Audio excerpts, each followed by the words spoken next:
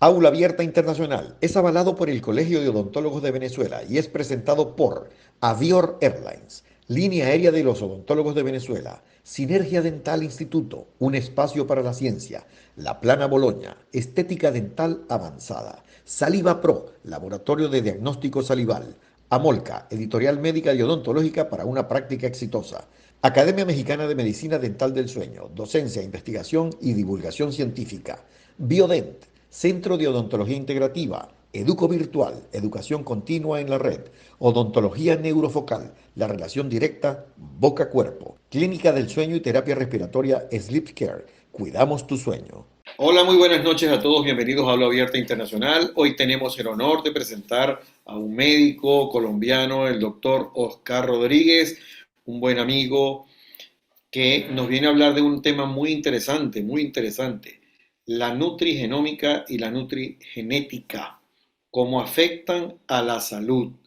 Ustedes se preguntarán qué es nutrigenómica y qué es nutrigenética, pero para eso tenemos aquí al especialista que nos va a conversar. Muy buenas noches, doctor. Bienvenido a Aula Abierta Internacional. Hola Tilio, buenas noches y gracias por invitarme en este momento aquí a compartir con ustedes algo de lo que sé para poder ayudar a muchos profesionales de la salud y muchas personas que les pueda sumar un poco. Mire, doctor, cuénteme una cosa para que la gente conozca un poco más de ti. ¿Dónde naciste? ¿Dónde te formaste? Cuéntame. Eres muy Bueno, joven, eres joven. sí, sí, sí. Bueno, yo soy originario de Colombia, del norte de Colombia, vivo actualmente en la ciudad de Santa Marta. Aquí hice mis estudios de pregrado en medicina. Posterior a eso, estudié en la Universidad Juan N. Corpas en Bogotá la especialidad en terapéuticas alternativas y farmacología vegetal.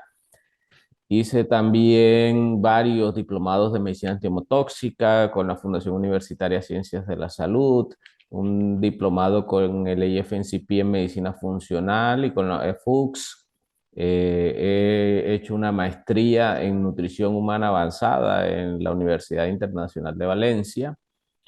Actualmente trabajo en mi consulta, estamos escribiendo algunos libros que pronto estaremos dando a conocer y estoy formándome en células madres con la doctora Carolina en el Instituto Sofía en Paraguay. Entonces estamos trabajando en todo esto y bueno, aquí también hago de speaker internacional para varios laboratorios.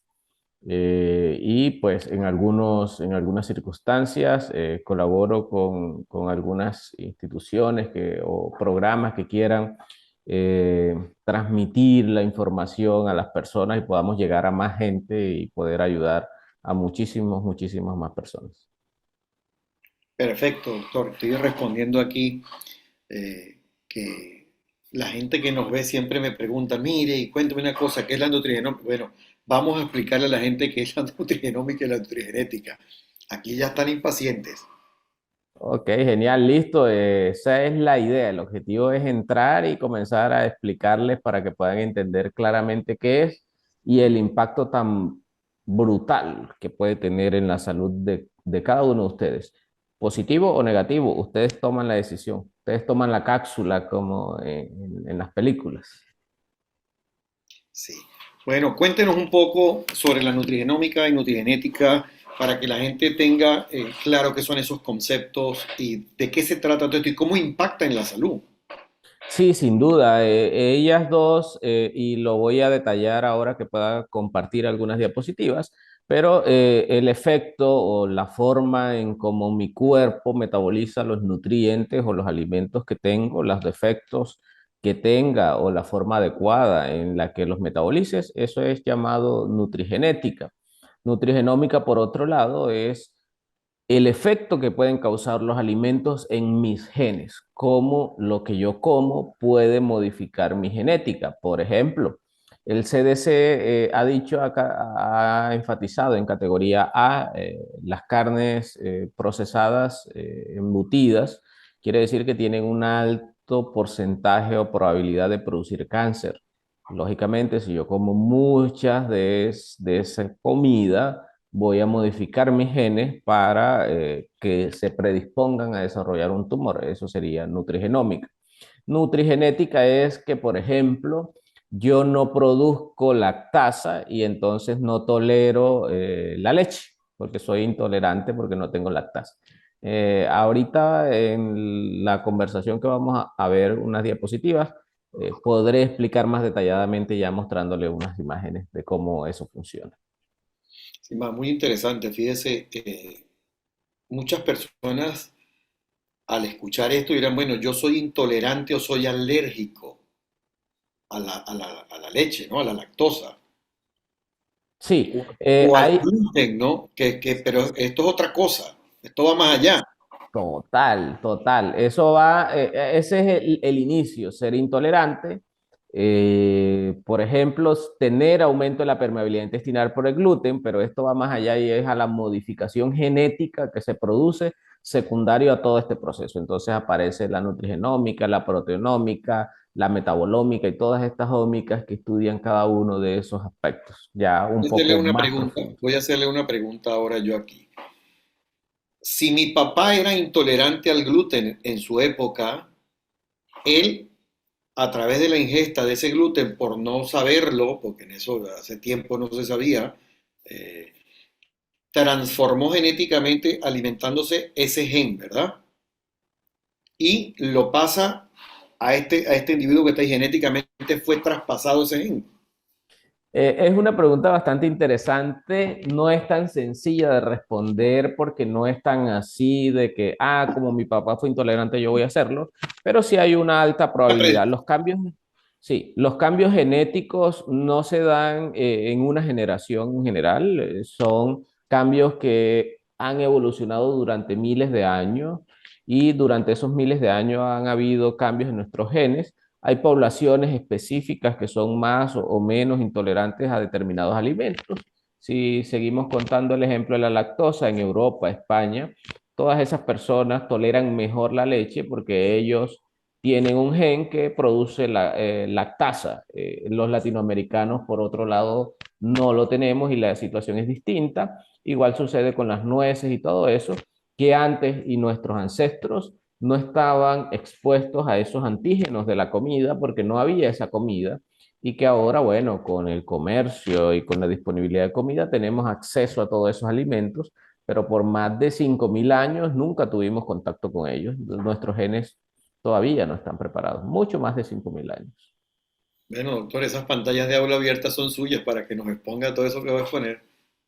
Listo, entonces vamos a compartir la pantalla y pues si hay alguna duda lo podemos ir respondiendo. Aquí estamos viendo un título interesante que es la nutrigenómica y la nutrigenética desde la investigación a la práctica clínica. ¿Y por qué quiero ser enfático en eso? Porque nosotros como trabajadores de la salud, incluso los mismos pacientes, piensan cuando hablamos de genes o de nutrigenética y nutrigenómica, muchas veces se piensa, wow, eso es un examen muy costoso, eso no ha llegado a mi país, eso para que me lo hagan tengo que pagar muchísimo dinero y no es tan del todo así, ni tampoco necesitamos usar muchísimo dinero para poder impactar a los pacientes. Yo hoy voy a mostrarles unos ejemplos de cómo podemos modificar esa nutrigenética y nutrigenómica. Perfecto. Listo, perfecto. Entonces vamos a comenzar hablando vamos a hacer una hoja de ruta donde vamos a involucrar unos conceptos básicos, vamos a hablar de la asimilación, que si hoy aprendemos algo, que aprendamos asimilación es genial. Y si aprendemos asimilación, podemos entender nutrigenética, nutrigenómica y los alimentos involucrados. Y además vamos a mostrar qué alimentos específicos pueden afectar en un grado positivo o negativo a la salud. Por supuesto, no voy a hacer una lista gigantesca de alimentos porque tendríamos que quedarnos toda la noche y no alcanzaríamos, o todo el día o 24 horas. Sin embargo, sí voy a mostrar algunos ejemplos importantes y al final les voy a enseñar una intervención que independientemente del alimento vamos a poder hacer un impacto positivo en un paciente.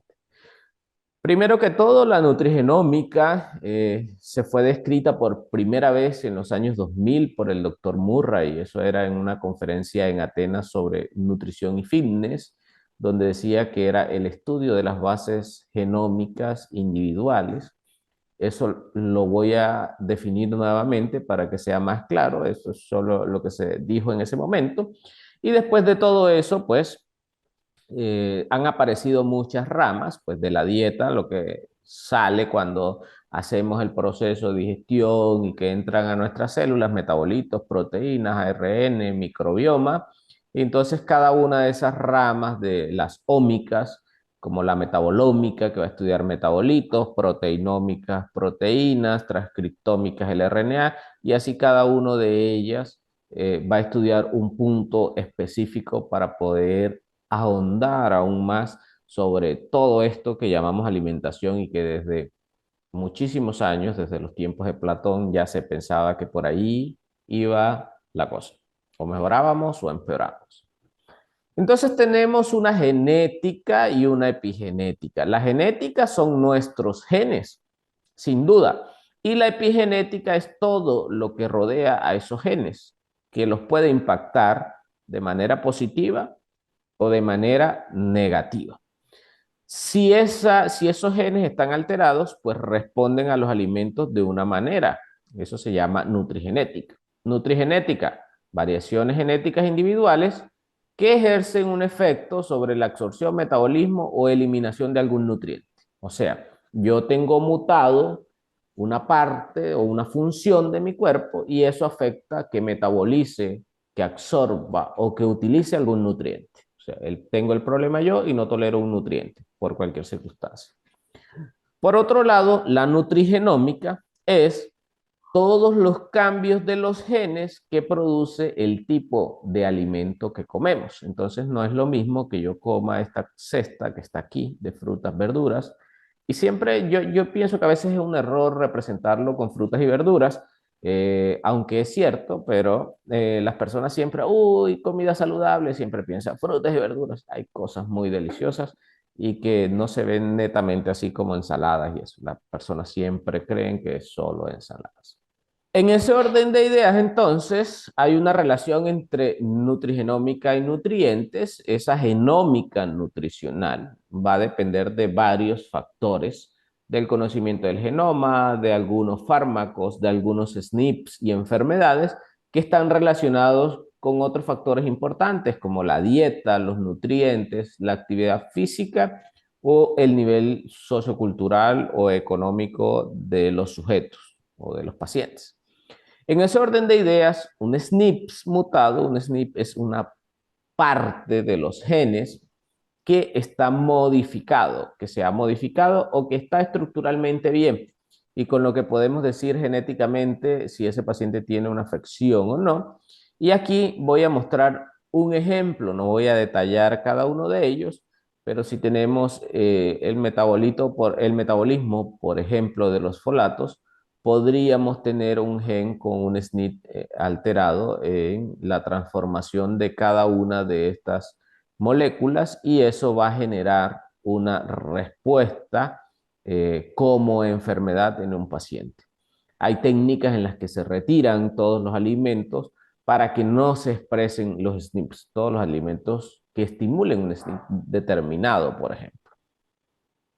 En ese orden de ideas, entonces, la salud desde el punto de vista de nutrición y genética va a depender de dos grandes factores, un factor genético y un factor ambiental. Ese factor genético determinado generalmente por la biología humana y por el genoma, el epigenoma y el transcriptoma. Y el factor ambiental, pues por el estilo de vida, el ambiente y la sanidad, las organizaciones sanitarias. En el estilo de vida, entonces ya entraría la dieta, el tabaquismo, si haces o no ejercicio, el alcohol, todo eso. En el ambiente en donde estás, qué contaminación hay, de dónde es el agua que consumes, la calidad del aire que tienes, cómo está, hay infecciones o no. Y en el sistema sanitario, por supuesto, de tecnologías médicas, de fármacos, pero también de los sistemas sanitarios Por ejemplo, un preso que está en un sistema sanitario distinto a lo que está una persona que está libre, o los militares, ya no tanto como antes, pero todo eso, o situaciones o regiones muy pobres que tienen África o algunas regiones de nuestros países que tienen localidades muy pobres que no tienen tanto acceso a un buen sistema sanitario. Y en todo eso tenemos que ver lo primero. Para tener en cuenta cualquier enfermedad y para que hablemos de nutrigenómica o nutrigenética, les dije que con que sepamos o hablemos de la asimilación o entendamos qué es la asimilación, va a ser suficiente en esta conferencia. Vamos a ver si logro hacer que comprendamos este concepto. La asimilación es la forma que tenemos para que los alimentos que entran por la boca lleguen a nuestro intestino y se absorban. Pero para que eso suceda, debe pasar antes varias cosas. Y la primera de esas cosas, y en la que muchas veces no nos enfocamos, es en esto, la masticación. Ni siquiera le examinamos como médicos a veces la boca al paciente. Y qué importante es examinar la boca de los pacientes. Y ahora les voy a mostrar por qué. Eso es como cuando estábamos en la universidad y no sabíamos algo y le decían a usted, puede mirar sus apuntes o puede mirar la computadora o puede mirar lo que, ¿verdad? Prácticamente cuando miramos la boca del sujeto estamos haciendo eso, estamos mirando los apuntes. ¿Por qué estamos mirando los apuntes? Porque ahí podemos darnos ya una imagen, una relación de lo que está pasando en el paciente, nuestro paciente. Entonces, muchos de nuestros pacientes ancianos estaban en la era anterior donde dolía una pieza dental y la solución era retirarla y ahí está. También hay lesiones dentales, presencia de amalgamas y eso es muy importante. Tengo el caso de una paciente que me consulta por una neuropatía de miembros superiores. Y cuando comienza a hacer la historia, ya le habían hecho de todo por todos lados. Y hasta que hice la historia, nada claro, nada que me pudiese orientar. Cuando le abro la boca, veo que le hacen falta unas calzas, unos sellos. Yo no sé en el término Ajá. odontológico cómo. Unas restauraciones, pues, entonces. Exacto. Entonces, y yo le dije, ¿y esas que hacen falta? Y me dice, no, esas no me di cuenta, se me cayeron y las botaste. No, yo creo que me tragué algunas. Eran de las que tenían mercurio, de esas antiguas, con mercurio y con metales pesados. Le mido metales pesados y más adelante voy a mostrar un poco. Y estaba intoxicada por metales pesados. Eso le estaba dando la neuropatía. Si en ese mismo ejemplo que les estoy colocando, yo no miro la boca del paciente, nunca, jamás hubiera hecho el diagnóstico. Entonces es muy importante. Lo segundo es el estómago y se nos olvida que el estómago debe estar ácido con un pH gástrico adecuado entre 1 y 3. El efecto de ese estómago es derretir los alimentos para que del estómago hacia adelante ya no pasan en trozos, sino en una masa, en un quimo se llama. Entonces es muy, muy importante la función gástrica para lo que va a pasar de ahí en adelante. Bueno, aquí en el estómago pueden haber dos disfunciones más generales, pero hay muchas, hipocloridria o hipercloridria. La hipocloridria, que es la más común, se las voy a expresar más adelante. Les voy a mostrar una o dos diapositivas y cómo intervenirla. La disfunción o la función alterada tanto de la función hepática como de la función pancreática. Y aquí podemos ver entonces que en en la disfunción hepática de las sales biliares hay mucho hígado graso y ese hígado graso se nos olvida. Al paciente incluso le dicen, tiene hígado graso y es como si le dijeran, tiene un dedo, como si fuera algo normal y sin duda no es algo normal. Ahí hay un grado ya de disfunción que está alterando la estructura del hígado. Por otro lado, la función pancreática, eso es fácil de determinar en una sola pregunta de 1 minuto y que se las voy a contar más adelante. Y por supuesto la función intestinal, donde está el intestino este hiperpermeable, que la principal causa de intestino hiperpermeable es el gluten del que hablábamos, y ya ahí comenzamos a hablar un poco más de todo esto, de las alteraciones genéticas. Entonces, si hablamos de la boca del sujeto, tenemos que hablar de la lengua. Muestre la lengua. Recuerden que les dije que eso era como un machete para uno saber qué responder. Si ustedes ven, según los chinos, la lengua tiene representados los órganos en puntos específicos. Nosotros entonces, pidiéndole al paciente que saque o que nos muestre la lengua, podemos determinar u orientarnos hacia qué disfunción tiene. Podría entonces, miren, voy a mostrarle unos de mis pacientes.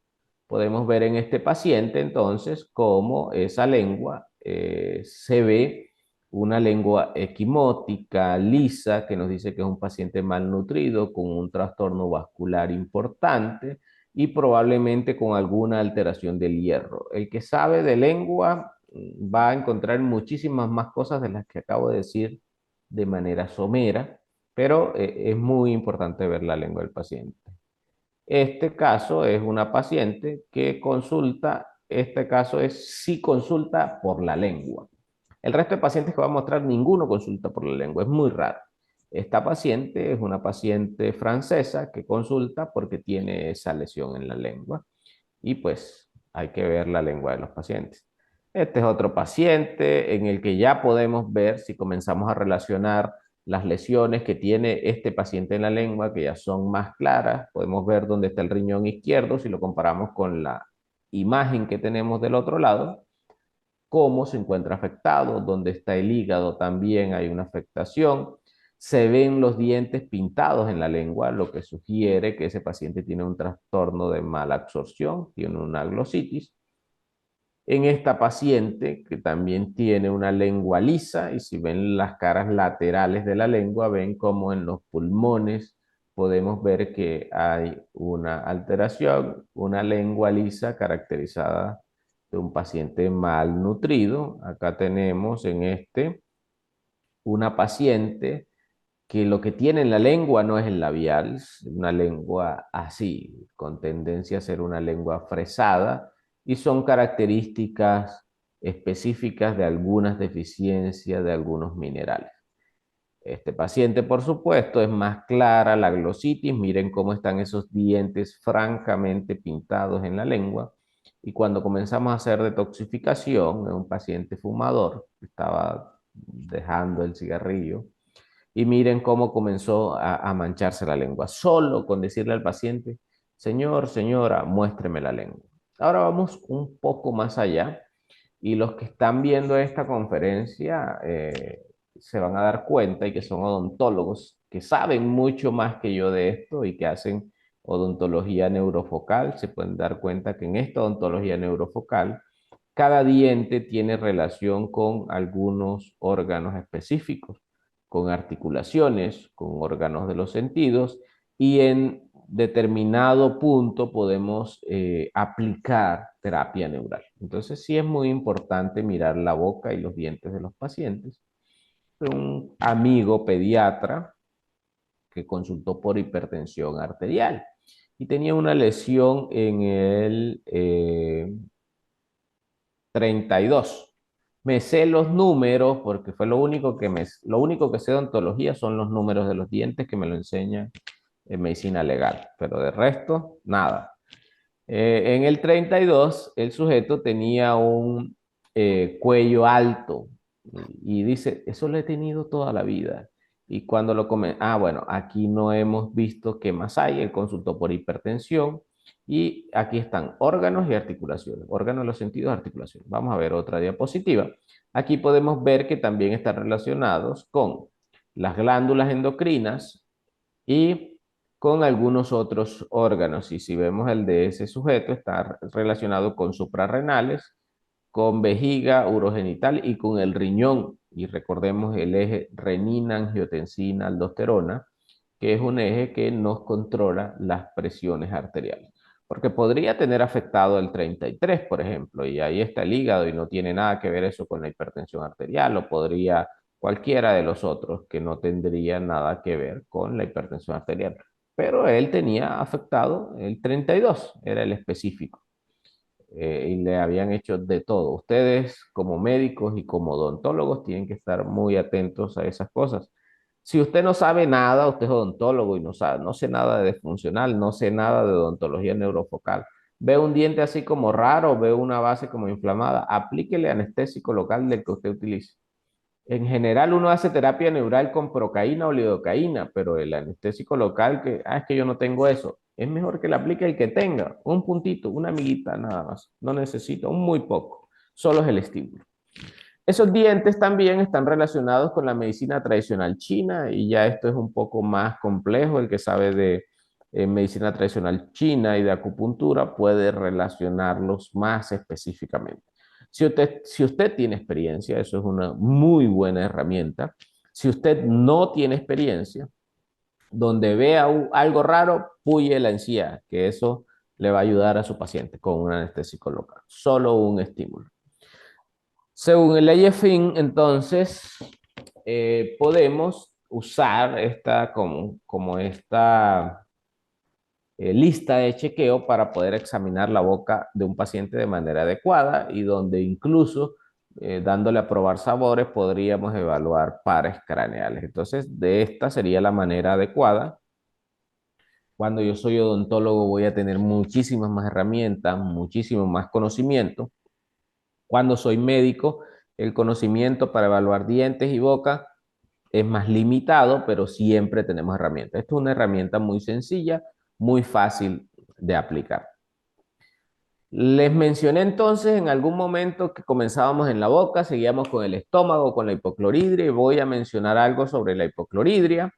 Nuestro estómago, muchas diapositivas van a tener el artículo que cito y algunas tendrán un código de barra. En las que tengan el código de barra quiere decir que usted puede escanearlo y se va directo al artículo porque el artículo está libre. Los que no tienen código de barra es que el artículo no está libre y si se lo ubico ahí, pues le sale bloqueada la página.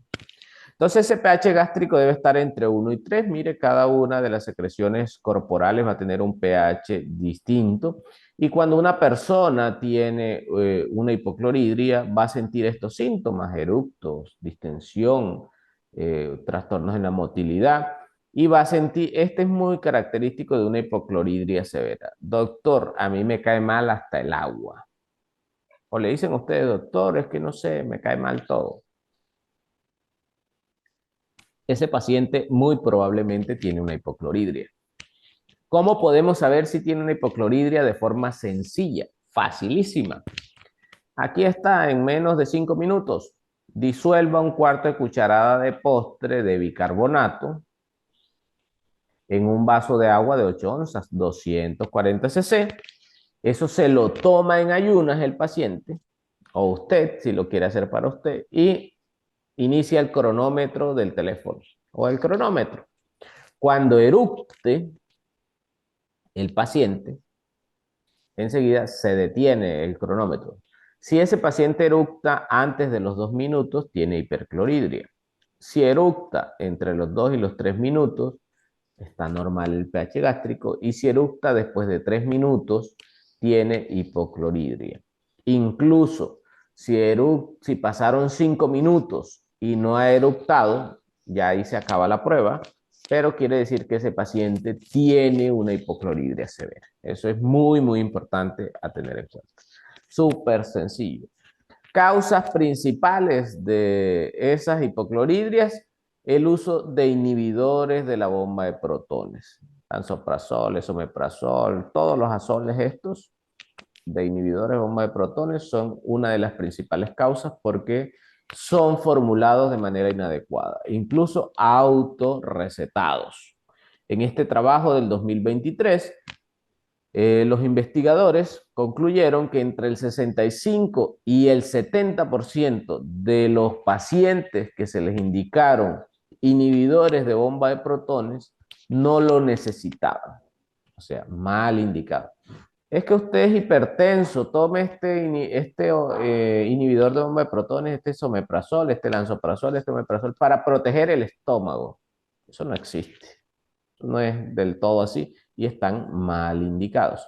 En este ejemplo, miren, esta diapositiva tiene su código de barritas. Usted lo escanea y se puede ir directamente al estudio si le interesa, donde está la información que voy a estar mostrando. Esa hipocloridria, entonces, se puede corregir de varias maneras. Les mostré cómo saber si tiene, les mostré cuál es la principal causa y vamos a mostrar cómo yo la puedo corregir. Yo la podría corregir con zumo de limón. Miren que el limón tiene un pH de 2 y hemos dicho que el pH gástrico está entre 1 y 3. El zumo de limón tiene un pH de 2, o sea que nos sirve.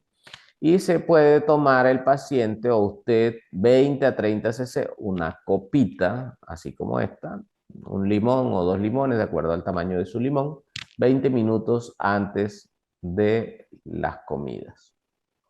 También podemos usar vinagre de manzana, y el vinagre de manzana, miren, aquí está vinagre de manzana, tiene un pH de 3, o sea que también es ácido, también nos sirve.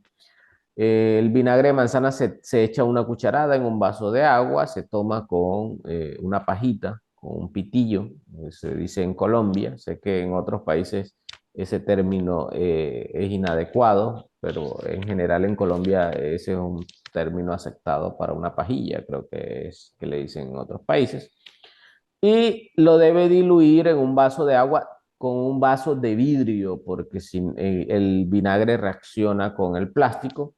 Y la razón de que tenga una pajita para tomarlo es que no se dañe el esmalte dental. Y ahí sigue la importancia de este primer paso en la asimilación. Igual, 20 minutos antes de las comidas, o se podrían dar suplementos a base de betaína, medicamentos que tengan betaína, que son de origen funcional o natural, o incluir betaína de los alimentos como remolachas, espinacas, quinoa o algunos tipos de pescados que también tienen betaína. La betaína va a hacer el efecto de aumentar la acidez gástrica también. Esa acidez gástrica alterada, entonces, dijimos que íbamos a aprender de asimilación. Ya vamos a entrar más profundo hacia los genes, pero sí quiero que entendamos todo esto. En el ejemplo, esto es un ejemplo, no voy a detallarme a explicarles todo esto, pero esa acidez gástrica alterada nos va a alterar entonces que la vitamina B12, que entra aquí como cobalamina, la cianocobalamina. Cobal es un núcleo de cobalto. Por eso es importante los nutrientes. Si yo no tengo cobalto, tengo deficiencias de vitaminas B, porque no tengo cobalto. Es una amina, cianocobalamina. Entonces, esa vitamina B12 tiene que ser llevada por esta molécula que se llama factor intrínseco, y con ese factor intrínseco en el intestino delgado puede entrar a la célula y por transportadores de estas aminas, ese transportador lo va a llevar a la sangre y lo va a liberar donde se necesita. Si no hay factor intrínseco, eso no se puede hacer. Si tienes hipocloridria, no tienes factor intrínseco, vas a tener deficiencia de vitamina B12. Otro factor importante es que en la actualidad muchas personas se han operado de sleeve gástrico, donde te cortan un pedazo importante de este estómago y esa porción importante no se lleva la capacidad de producir ese factor intrínseco, o sea que ese paciente toda la vida va a tener que suplementarse y no la puede tomar, porque si yo tomo complejo B, ¿verdad? Esa amina no se va a absorber porque mire que esa cobalamina necesita factor intrínseco y como el paciente le han retirado esta porción del estómago, pues no va a poder absorberla. Eso es muy importante. Esos son temas bastante complejos que yo solo estoy dando pinceladas. Aquí entonces, si seguimos en ese orden de ideas y hablamos de los folatos y del ácido fólico, hay unas mutaciones específicas, el MTHFR, que son un cambio que produce una alteración en la absorción de folatos. de ácido fólico, que se va a convertir en 5-tetrahidrofolato y todo lo demás, o sea, deficiencias de ácido fólico. Ese ácido fólico, cuando hace falta, pues no se puede convertir en tetrahidrofolato, se aumenta la homocisteína porque no se puede producir este proceso en el hígado que se llama transulfuración, y los pacientes tienen deficiencias importantes de metionina. Las deficiencias importantes de metionina generan riesgo cardiovascular, riesgo de trombosis, riesgo de cáncer de colon y riesgo de enfermedad neurológica. Y todo eso se debe, en este caso, a una mutación de un gen. Podríamos decir entonces que en este caso estamos hablando de nutrigenética, porque es un gen que está mutado y que no permite que mi cuerpo metabolice un nutriente de manera adecuada. Eso es, perdón, nutrigenética. Seguimos entonces y vamos a dar acá el ejemplo del hierro, el hierro que entra en un estado férrico al estómago y que la acidez del estómago lo tiene que convertir en un estado ferroso, de Fe3 a Fe2, para que pueda llegar a la célula y pueda ir al plasma y transportarse. Si hay mutaciones en esos puntos, eso no se puede hacer. Y ya vamos hacia allá. Entonces, en esa asimilación tenemos que tener algo muy en claro. Y aquí, en esta diapositiva, podemos ver el ejemplo y lo coloqué así: bacterias versus células. Entonces, nosotros, los seres humanos, tenemos 39 trillones de bacterias y 30 trillones de células. Tenemos más bacterias que células. Y están en los puntos de contacto con el exterior, en la piel, en la vagina, en la uretra, en la vejiga, en el intestino, en los oídos, en la nariz, en los ojos, en todos los puntos de contacto con el exterior.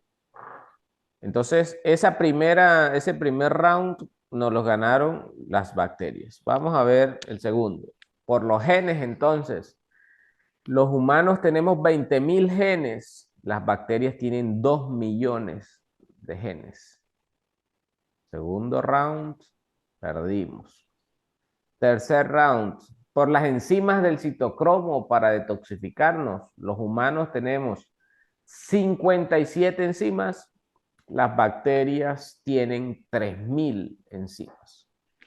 Entonces, en realidad somos humanos, somos bacterias, somos más bacterias que células y comemos olvidando a las bacterias. Las bacterias se alimentan de verduras, de frutas, en general de fibra, y muchas veces no comemos fibras.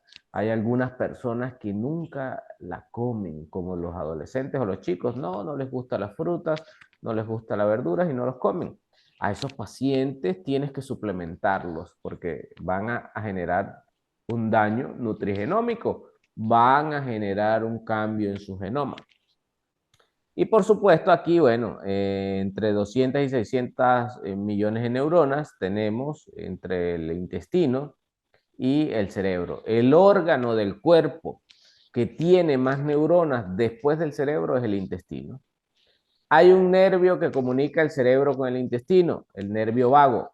El 80% de las fibras son ascendentes y solo el 20% descienden.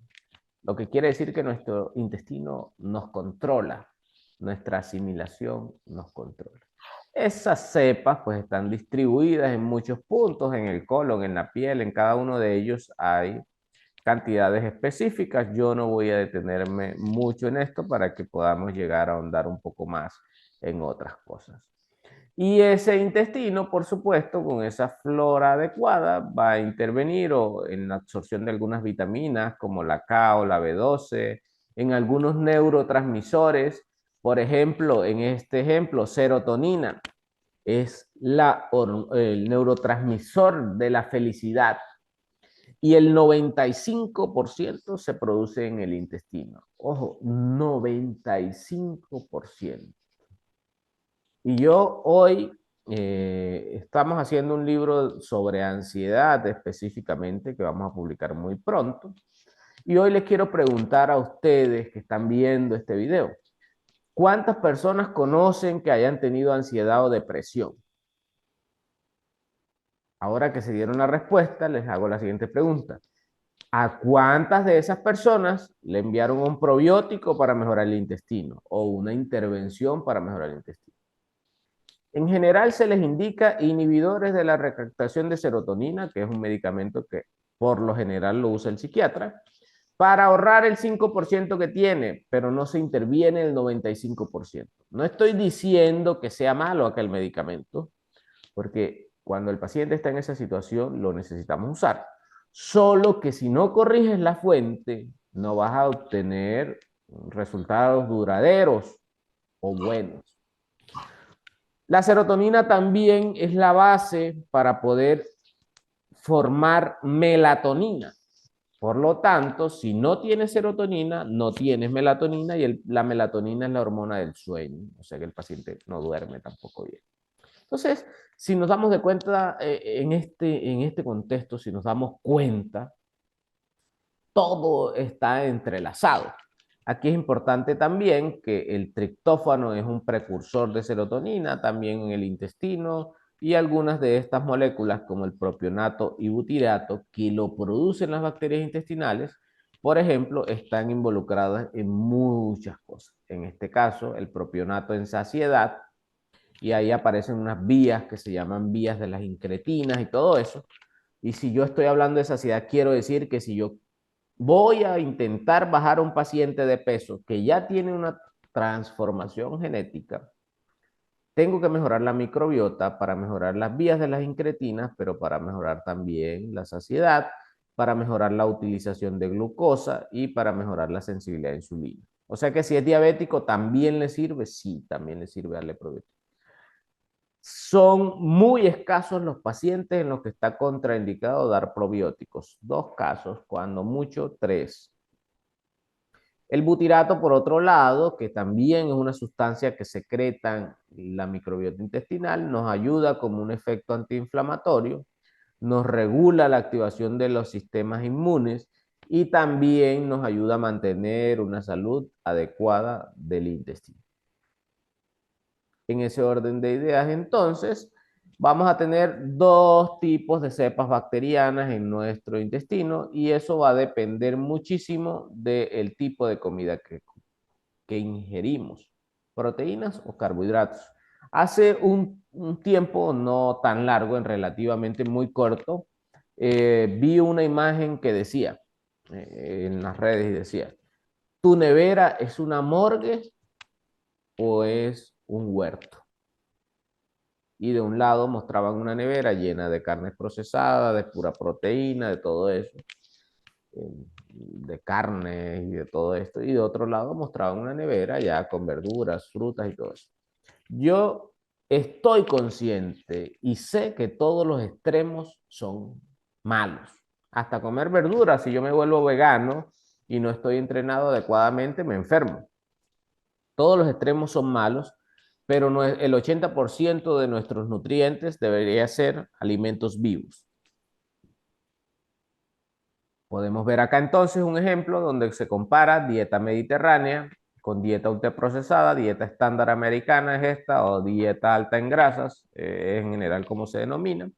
Y miren cómo en este tipo de dietas hay eubiosis, quiere decir que las bacterias están de manera adecuada, que se mejora la función neurológica, ácidos grasos, las cepas bacterianas y se disminuye el daño intestinal por los niveles de sonulina que bajan, los firmicutes y todo eso. Sin embargo, en la dieta ultraprocesada sucede todo lo contrario. No hay ninguna duda, todos lo sabemos, hay que comer más hacia lo vivo. Y aquí viene, bueno, aquí he escrito en este título hipocloridria, no corresponde esta hipocloridria, y ya les voy a decir por qué. Yo les dije, saber la función del hígado y del páncreas y del intestino va a ser relativamente fácil. Entonces aquí les voy a mostrar. Esta pregunta se la tienen que hacer ustedes y hágansela a sus pacientes. No importa qué profesión tenga, porque usted le puede dar un probiótico a cualquier paciente. Si soy odontólogo, enfermero, médico, le puedo dar un probiótico. Hasta el de la farmacia le formula un probiótico. Yo le voy a enseñar aquí cómo saber usted si esa función de asimilación está alterada. Y la pregunta es así. Señor, señora, ¿cada cuánto hace del cuerpo? Va al baño a hacer deposición. Debe ser al menos una vez al día. Eso es lo normal. Siguiente pregunta. Esa es la misma pregunta, se la estoy fraccionando. Señora, ¿cada cuánto va al baño? No, doctor, una vez al día. ¿De qué color es? El color no debe variar en general. Si varía mucho, tiene una disfunción del páncreas. A menos que coma remolacha, que coma sustancias con hierro que cambian el color o alimentos verdes en altas cantidades. Si eso pasa, sin duda, sí va a cambiar el color. Pero en general no cambia. Hay pacientes que dicen, no, eso cambia de acuerdo a lo que como, eso cambia mucho. Ese paciente tiene disfunción pancreática. Tercera pregunta, o tercera parte de esa pregunta. ¿La materia fecal flota o se hunde? No, doctor, flota. Si flota, quiere decir que tiene más cantidad de grasa. Si tomamos un vaso de agua, le echamos aceite, el aceite se va hacia arriba. Por lo tanto, las sales biliares del paciente no se están concentrando de manera adecuada. O sea, podría tener ese paciente una disfunción hepática también. Y lo otro es, ¿de qué forma es la materia fecal? Y podemos usar esta escala de gastroenterología que se llama escala de Bristol. Lo normal es que el sujeto esté en 4, en T4 o hasta en T3. Si está muy hacia T7, quiere decir que está más líquida y que tiene un tránsito aumentado. Y si está muy hacia T1, quiere decir que está muy dura y que el paciente tiene estreñimiento. También hay dos preguntas más importantes. Esta. Cuando usted acaba de hacer, ¿se siente satisfecho o siente que queda con ganas? Como si no hubiese hecho por completo. Si el sujeto siente que no hizo por completo, tiene estreñimiento, así vaya todos los días. Y la otra es, ¿usted necesita comer algo para ir al baño? No, sí, es que si no como papaya, avena, coco, lo que sea, no voy. Ese paciente tiene estreñimiento. Voy a ir pasando después de estas diapositivas un poco más rápido para poder no extenderme tanto y que sea más asimilable la información. Esa asimilación no solo es en el intestino, sino también en las células, y aquí podemos ver cómo llegan los nutrientes por una arteria y se van a la célula a nutrirla. Si cortáramos esta imagen desde otra perspectiva, sería así. El nutriente tiene que pasar de acá hasta acá, donde aquí está la membrana celular. Entonces mire que tiene que atravesar todas estas estructuras y los desechos tienen que irse en sentido inverso, salir hacia llegar al linfático o a la vena. Pero cuando en nuestro cuerpo hay toxinas, y las toxinas son sustancias que van dañando el funcionamiento de nuestro cuerpo, que pueden matar las células e incluso matarnos a nosotros, y ahora voy a mencionar una sola toxina. Las demás, solo les mencionaré una. Miren cómo estas toxinas entonces interfieren en que ese nutriente pueda llegar de manera adecuada a la célula.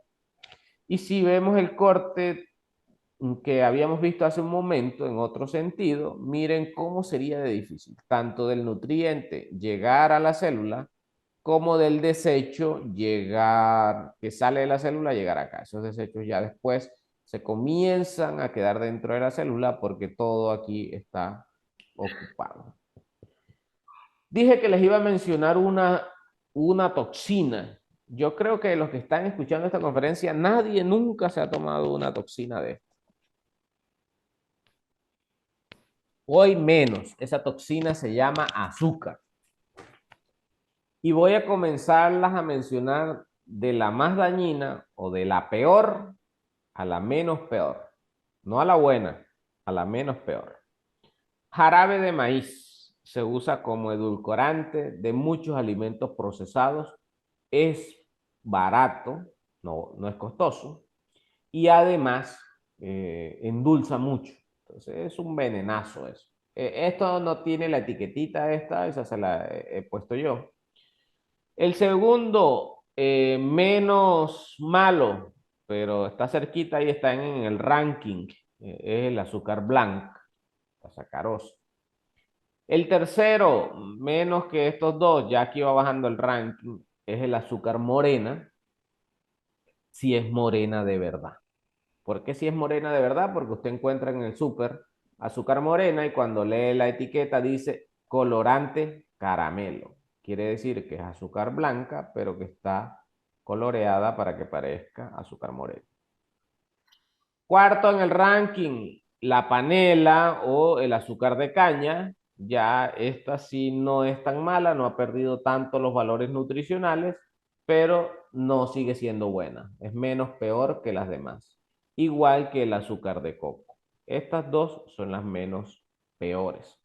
No he mencionado a los edulcorantes, son otra historia y los edulcorantes se utilizan para hacer la transición entre comer azúcar y no comer azúcar y no deberíamos consumir edulcorantes de manera continua por más de 2 años.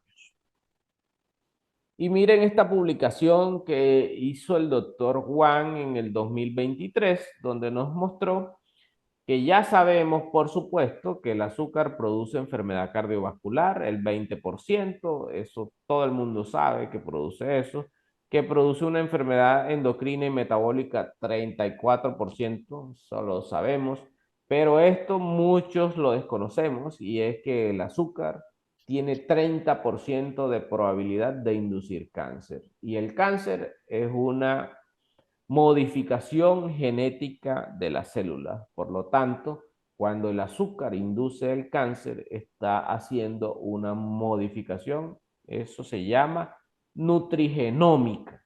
Modificación genética en el cuerpo de un sujeto para producir una enfermedad. Y es ahí en donde estamos. Estamos hablando precisamente de nutrigenómica. Este entonces es un test básico que todos lo pueden hacer. Ahora pueden tomarle fotografía, captura y regresar el video y ver este test donde nos va a asignar un puntaje por cada una de estas situaciones. Si usted tiene en la suma de ese puntaje menos de 5, usted se puede detoxificar de una manera básica. Les voy a enseñar al final cómo se puede hacer eso. Y si tiene más de 5, ya tiene como bastantes toxinas, tiene que hacer una detoxificación avanzada. Eso se lo voy a mencionar más adelante. Entonces miren que esas intervenciones, todos los tipos de dieta, o sean ricas en carbohidratos o reducidas en carbohidratos, o ricas en grasas o reducidas en grasas o azúcares refinadas, van a hacer un efecto sobre toda esa microbiota intestinal y por ende va a hacer un efecto sobre la salud del sujeto. Entonces no es lo mismo que yo coma esta grasa a que coma esta grasa, ni es lo mismo que yo coma este carbohidrato a que coma este carbohidrato, ni es lo mismo que yo coma esta proteína a que coma esta proteína. Y hay que ser muy, muy claros en eso. No, es que deje los carbohidratos. ¿Cuál carbohidrato vas a dejar? ¿Vas a dejar este o vas a dejar este? Eso es bien interesante y hay que orientarse bien sin satanizar, pero sí saber que la calidad del alimento es muy, muy importante. Entonces miren que desde la nutrigenómica, esos alimentos pueden tener efectos positivos también. Por ejemplo, si yo tengo la epigalocatequinas del té verde, me produce un efecto en la epigenética y me modula la acetilación P53 y va a tener un efecto anticáncer. La cúrcuma también expresa una modificación genética anticáncer, o sea, va a tener un efecto anticáncer. El sulforafano, que está más que todo en el brócoli, en otros alimentos, pero ese brócoli muy famoso, efecto anticáncer. La genisteína que está en la soya tiene un efecto anticáncer que antes fue satanizada y dijimos, la soya produce cáncer de mama. Eso ya no es tan cierto, ojo, ya no es tan cierto, pero sí he dicho que todos los extremos son malos. Siempre, desde que comencé, lo he dicho. Y resulta que en este momento tenemos un extremo, todo tiene soya. Y creo que en ese extremo es donde estamos fallando. Cuando hacemos intervenciones clínicas y se han hecho publicaciones al respecto, la soya no genera un efecto cancerígeno y lo que podría estar pasando es que el exceso de soya sí esté causando otras modificaciones.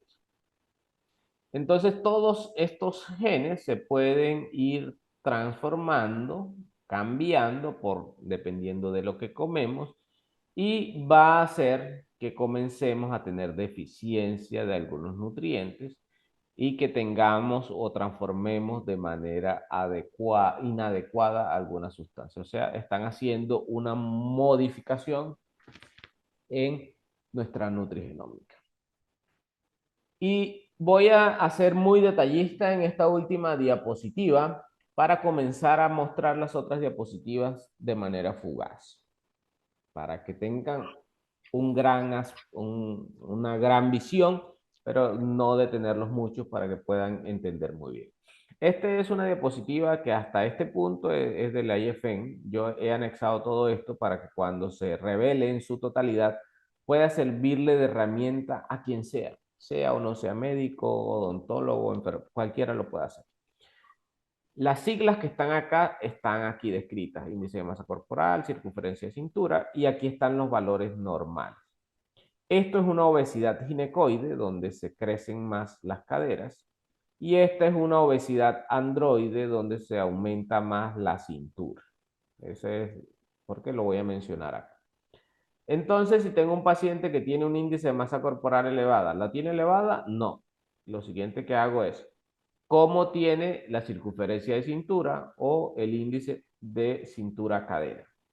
¿Está elevado? No. Miro el porcentaje de grasa. ¿Está bien? Ok, perfecto. Si está elevado alguno de sus índices, miramos el porcentaje de grasa, y si está aumentada la grasa, está delgado, pero tiene una obesidad metabólica. Pero si el índice de masa corporal, que es la forma que sabemos si está gordito o no, está elevado, ¿cómo está su circunferencia de cintura? ¿Elevada? Sí. ¿Cómo está el índice de cintura-cadera? ¿Elevado? Sí. Entonces, medimos lo siguiente: ¿cómo está el porcentaje de grasa? Si el porcentaje de grasa está elevado, ese sujeto tiene una obesidad androide, o sea, así. No es exclusivo de hombres, solo que es más común, pero se ve la barriguita así. Y tenemos que hacer una intervención enseguida. Ahora viene la siguiente pregunta para estos dos. Si la cintura, o sea, esta paciente, por ejemplo, que la cintura está bien, si la cintura está bien, o sea, que está mayor, o sea, está aumentada, no, entonces ese paciente probablemente sea atlético o tenga la musculatura elevada. Pero si sí está elevada, tiene una obesidad ginecoide. Una obesidad ginecoide es esto, porque está aumentada la cintura. Pero si el índice cintura-cadera medimos, no está elevado, ¿cómo está el porcentaje de grasa? No está elevado, bueno, tiene mucho músculo, o si sí está elevado, ese paciente va a tener, que se considera en todos estos, perdón, me devuelvo, una disfunción intestinal, una disfunción hormonal, y hay que detoxificar. En todos estos casos que he mostrado acá, en este y en este, hay que hacer una intervención al estilo de vida del... En ese orden de ideas, y como les dije de una manera más rápida, voy a mostrarles las relaciones que tienen algunos alimentos con determinadas enfermedades. Y no me voy a detener a detallarlas porque tendríamos que usar muchísimo tiempo para especificarles cada una. En este tenemos acá el código de barras, donde usted puede escanearlo y obtener acceso al artículo de manera gratuita. El cáncer de mama y la nutrición: sin duda, el alcohol, las grasas saturadas, el colesterol y la carne procesada están relacionados directamente con el desarrollo del cáncer de mama, sobre todo el alcohol. Las carnes rojas, por otro lado, va a depender del consumo diario, Y los lácteos y los huevos, que los he puesto estos tres en naranja, aunque dice que los lácteos pueden reducir el riesgo en este trabajo, los lácteos tienen muchos factores proinflamatorios que pueden aumentarnos el riesgo de cualquier enfermedad. Y por esa razón los he puesto de naranja. Por otro lado, en este trabajo determinan que cuando las mujeres comen más de 5 huevos por semana, aumenta la correlación con un mayor riesgo de cáncer de mama.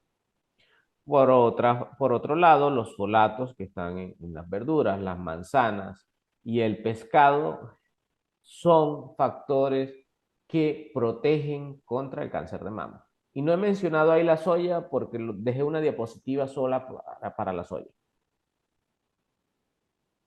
Entonces se decía que esa soya producía cáncer de mama, sus dos metabolitos secundarios principales son estos, pero por varios mecanismos esa soya al parecer protege sobre el cáncer de mama y modula la expresión de los genes de BRCA1 y BRCA2. ¿Y esto qué es?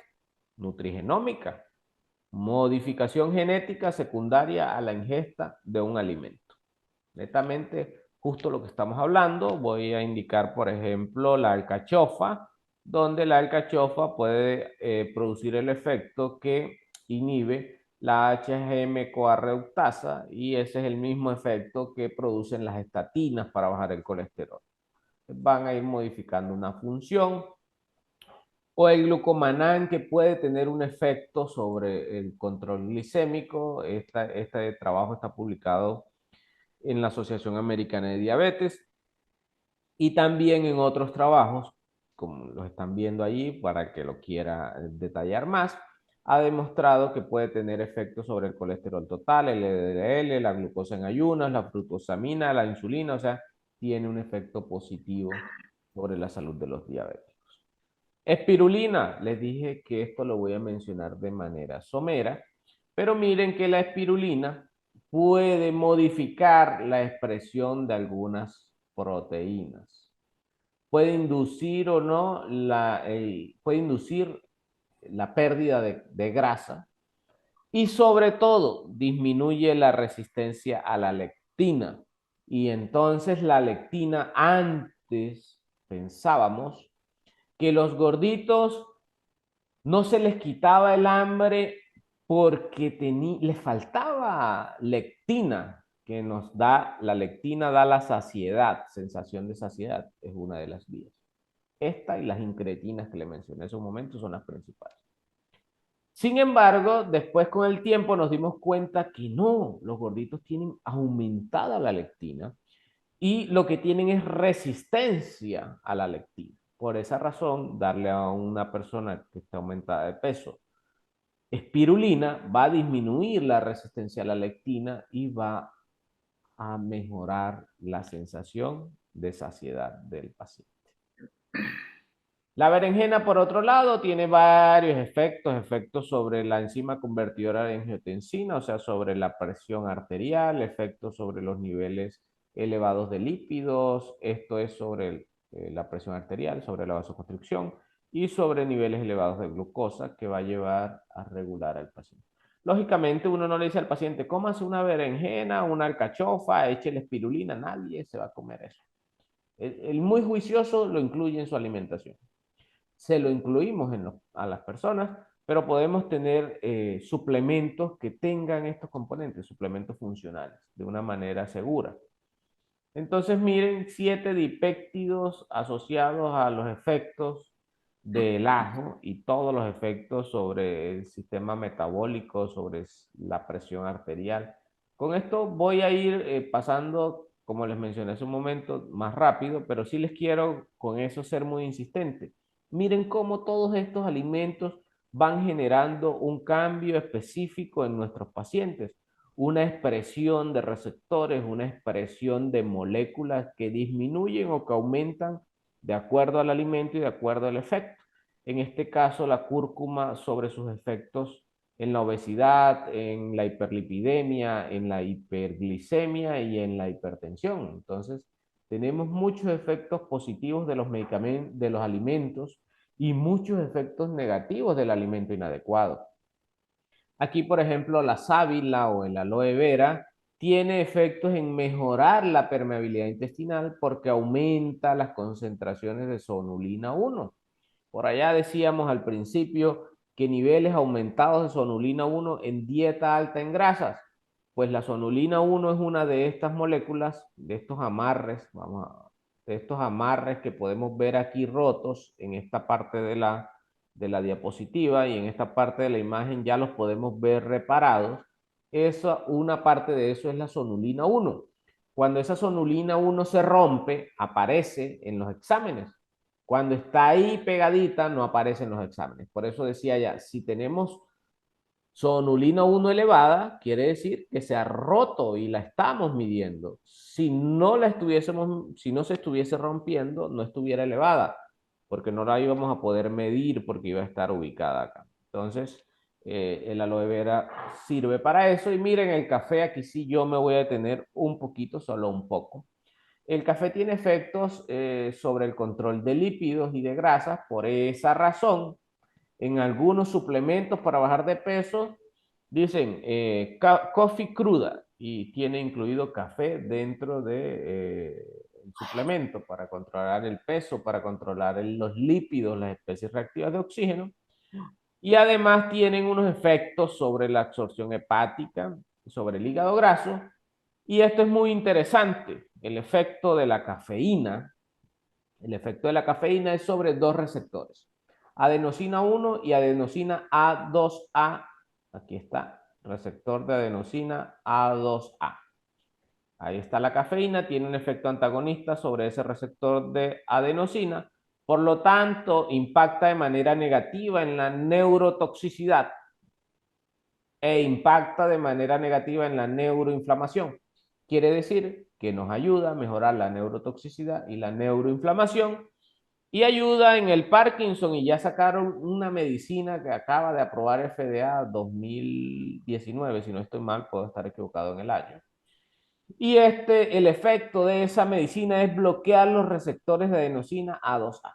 Yo lo puedo hacer con café y le digo al paciente, tómese un cafecito, y les modulo la cantidad de café y le puedo indicar suplementos que tengan café y no utilizo esto. Y sí tiene impacto en el Parkinson y tiene impacto el café en, en el Alzheimer, y tiene impacto el café en el cáncer de colon. O sea, tiene muchas cosas positivas, o lógicamente sin extremos. Y que sea café molido, no café instantáneo. Eso es otra historia aparte. El café instantáneo o el café descafeinado no son los mejores, debe ser café molido orgánico, sería lo ideal. En este orden de ideas vemos cómo todos esos alimentos van a modificar la expresión de algunas moléculas. Nuestra nutrigenética y nuestra nutrigenómica va a estar involucrada y relacionada directamente con cada cosa que comemos. Va a estar relacionada de manera positiva o va a estar relacionada de manera negativa, de acuerdo a lo que usted le introduzca. Eso va a hacer que tengamos o no algunas sustancias, como por ejemplo el zinc, que es importante en la inmunidad y que son algunos cofactores. Y voy a mencionar entonces los dedos de zinc. Si se dan cuenta, estos son un código genético. Aquí va la información genética. Acá están las letritas. Va a codificar de 5' a 3'. Y si está transcribiendo el gen, esto va a estar transcribiendo así. Y de acá se salta acá, porque el zinc bloquea para que se transcriba este pedacito. Esto se llama dedos de zinc, y los dedos de zinc son denominados la molécula de Dios, el zinc, por esa razón. ¿Y por qué se denomina la molécula de Dios? Porque lo que está haciendo el zinc aquí es evitar que esta zona que tiene una mutación se transcriba, o sea, que no se genere la mutación del ADN, el daño del genoma. A pacientes que han tenido COVID severo en la actualidad están haciendo muchas enfermedades autoinmunes. Una de las teorías o de las publicaciones que se han hecho al respecto llevan a que se ha consumido el paciente defendiéndose de la infección, porque es muy importante el zinc para defenderme de la infección. Se consumió todas las cantidades de zinc y se quitaron los dedos de zinc porque este zinc se consumió para defenderme y el genoma comenzó a codificar esta zona que no codificaba. Y ahí estaba la mutación en donde aparece la enfermedad autoinmune del paciente. Entonces el zinc está en muchos de estos alimentos. Podría yo entonces decir que al suplementar estos alimentos estoy modificando la nutrigenómica de ese paciente. O sea, sin duda, no hay duda de eso. En ese orden de ideas, entonces, ya para terminar, les voy a enseñar la intervención. ¿Cómo pueden intervenir a un paciente? Aquí les muestro mi pirámide funcional, donde están los componentes de la medicina funcional. Y al inicio de esa pirámide, en el primer piso, está la asimilación. Les dije que la asimilación es lo más importante. Nada funciona si no se asimila. Ni siquiera si me tomo un medicamento. Es que me tomé un acetaminofén, pero no se asimiló, no se absorbió, no me funciona. O un tramadol o un diclofenac, o me comí un brócoli y no se asimiló, no funciona. O sea, todo comienza aquí y la asimilación comienza en la boca. Es muy importante la boca de esos pacientes.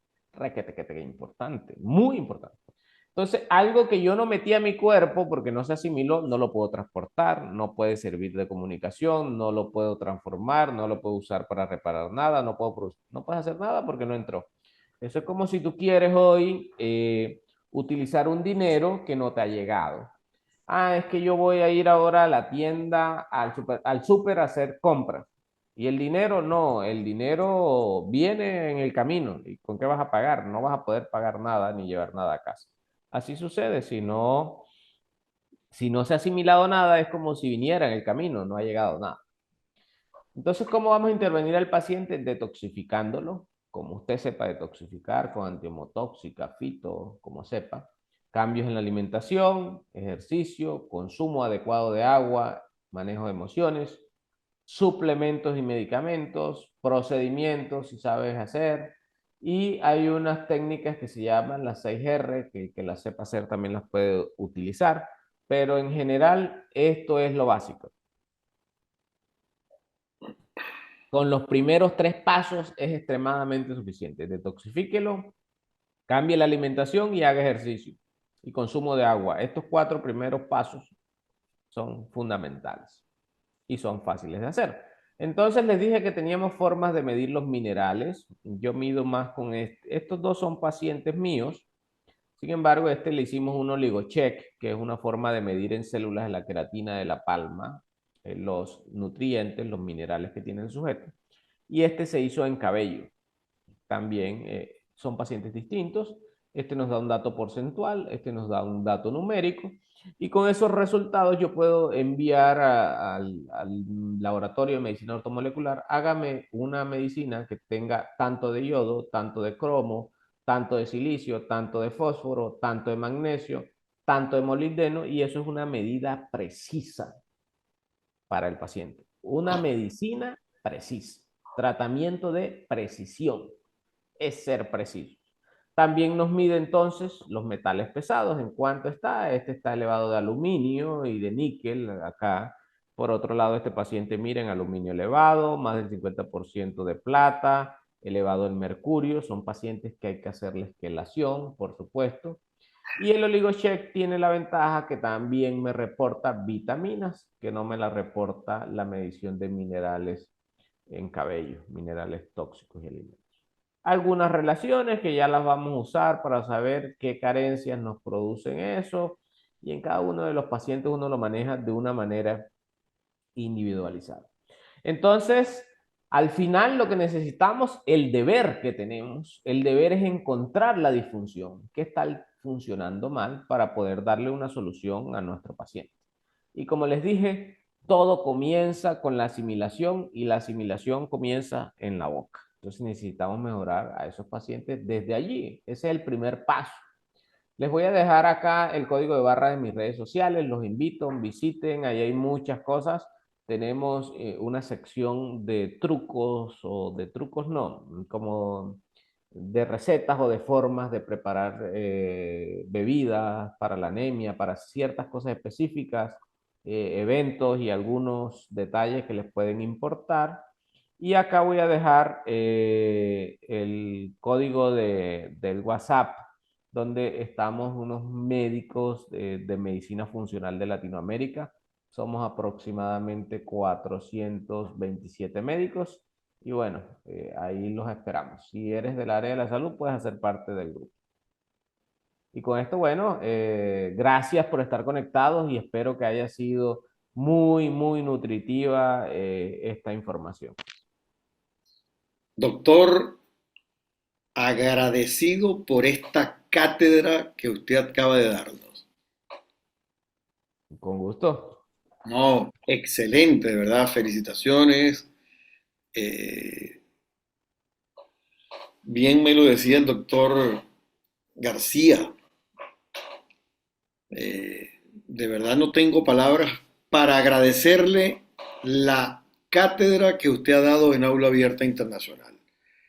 Eh, Excelente, excelente, excelente, algo que de verdad uno desconoce estando en el mundo de la medicina, en el mundo de las ciencias médicas, y la importancia que tiene en la salud.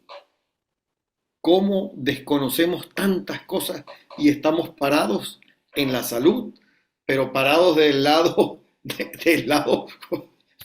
como que no es. Del lado oscuro, les digo yo a los médicos que ya les estoy entrenando para que aprendan medicinas alternativas y vean el gran aspecto. Yo les digo, bueno, vamos a ver si los logramos sacar del lado oscuro de la fuerza para traerlos a la luz.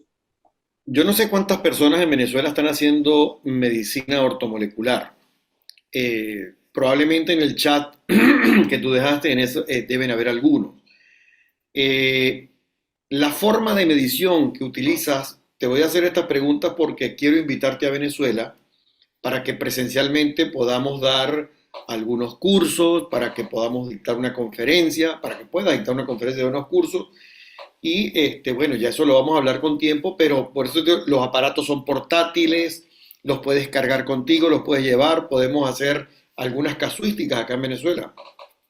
Sí, sí, sí, los aparatos son portátiles. En realidad, el equipo es pequeño, no es un equipo grande. Y es un equipo que en general, bueno, el equipo tiene un costo importante, pero lo más importante del equipo no está en el equipo que toma las muestras, que sí es importante, sino en el servidor que tiene la información, que analiza la información y me genera un retorno de la información. Entonces, ese equipo toma la información automáticamente vía internet, envía la información, se analiza en el servidor y el servidor nos regresa un reporte. Por cada reporte que asumimos, nosotros le pagamos a la empresa un cierto costo, en este caso en euros, porque ellos son franceses, pero no sale tan costoso. Excelente, excelente, de verdad, excelente conferencia, muy nutrida, muy clara, muy detallada. De verdad yo estoy muy contento y hoy he aprendido, bueno, fíjese que yo soy hipertenso y diabético, Ah, ok, bueno. síndrome metabólico. Sí, ya ahí comenzamos a modificar cosas. El probiótico debe ir de primero ahí antes que nada. Sí, sí, sí, claro, claro. Y bueno, fíjese que hablando de probióticos, yo hice mi posgrado en microbiota humana y usted se paseó por todo lo que vi en el posgrado de una manera tan sencilla y tan práctica que de verdad lo felicito, lo felicito.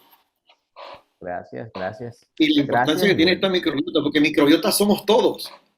así es. Totalmente, total. Y somos más, o sea, nosotros somos una gran bacteria que tenemos dormida. Entonces yo les digo a veces en la conferencia cuando hablamos sobre microbiota, saquen la bacteria que tienen adentro y eso es lo que hoy vienen a escuchar. Sí. Bueno, mi querido doctor, de verdad muy agradecido. Aula Abierta Internacional está abierta para todos los temas que que conversemos y que le podamos a nuestra comunidad médica y al público en general, pues nutrir de esos conocimientos maravillosos. Listo, Doc, yo quedo muy dispuesto a estar de nuevo con ustedes, bueno, invitar a las personas que podamos a que me visiten y me sigan, me apoyen en las redes. Eso es un trabajo para mí como médico complejo, que yo no estoy acostumbrado a eso, pero que en la actualidad, bueno, eso es lo que hay que hacer y aunque yo no manejo mis redes, sino que alguien me las maneja, siempre es complejo tener personas reales y que escuchen y es una forma también bonita de impactar. Hay muchas personas, a veces me encuentro, yo soy profesor de pregrado, medicina, y a veces escucho a mis estudiantes decir, wow, doctor, ya yo lo seguía porque yo vi mi mamá vio una receta para subir la anemia y me daba eso. Entonces eso es rico, quiere decir que uno está impactando personas desde otros puntos de vista y no necesariamente siempre con pastillas.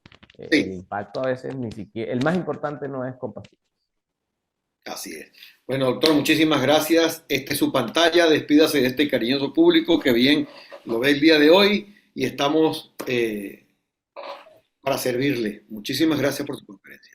Doctor Atilio, muchas gracias por invitarme. Gracias a ustedes por estar allí, por estar viendo esta conferencia. Si usted ya está viendo esta conferencia, ya está saliendo del lado oscuro y va a comenzar a aprender a sanarse y a sanar a más personas. Entonces, bienvenidos e invitados a todas estas conferencias que son muy valiosas para nosotros como profesionales de la salud y para el que esté viendo que no es profesional de la salud. Igual, van a haber términos técnicos, pero van a haber muchas cosas que se pueden comprender. Ahí en las redes del doctor, aparte de las redes, y todas las preguntas que quieran hacerle, bueno, ya saben que hay también su WhatsApp, ¿no? Sus redes. Sí, ahí están mis redes, el WhatsApp, invitamos a los que son profesionales de la salud a que se puedan unir y en las redes pueden unirse todos, bienvenidos todos, las preguntas que le podamos responder con muchísimo gusto y los que no los vemos por telemedicina y les seguimos ayudando.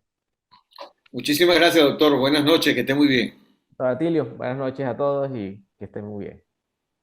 Aula Abierta Internacional es avalado por el Colegio de Odontólogos de Venezuela. Fue presentado por Avior Airlines, Línea Aérea de los Odontólogos de Venezuela, Sinergia Dental Instituto, un espacio para la ciencia, La Plana Boloña, Estética Dental Avanzada, Saliva Pro, Laboratorio de Diagnóstico Salival, Amolca, Editorial Médica y Odontológica para una práctica exitosa.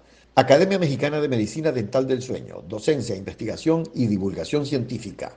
Biodent, Centro de Odontología Integrativa, Educo Virtual, Educación Continua en la Red, Odontología Neurofocal, la relación directa boca-cuerpo, Clínica del Sueño y Terapia Respiratoria Sleep Care, cuidamos tu sueño.